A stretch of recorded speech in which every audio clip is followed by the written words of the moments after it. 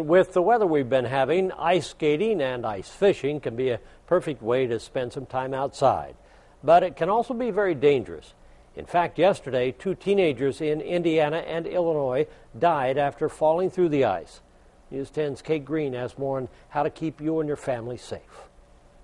Take a look at this incredible video of a rescue mission in central Illinois on Wednesday as crews pull the body of a 15-year-old boy out of the water after being submerged for 90 minutes. He and his dad fell through the ice while ice fishing. Divers reported that he was found in approximately 15 feet of water. A similar situation happened the same day, but in Columbus, Indiana. 3 teenagers fell through the ice while walking across the lake. 2 survived, but a 16-year-old boy was in the water for over 2 hours before his body was recovered.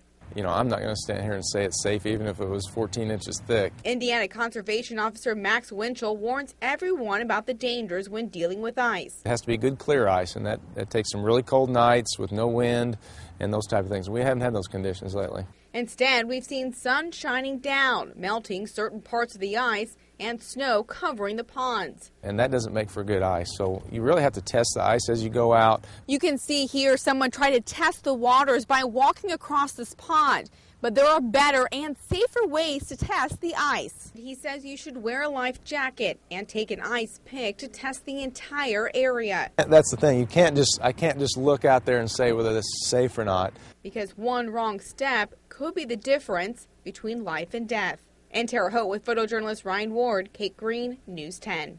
Earlier this afternoon, News 10 learned a 3rd child fell through the ice in Harrisburg, Illinois. Luckily, the child survived.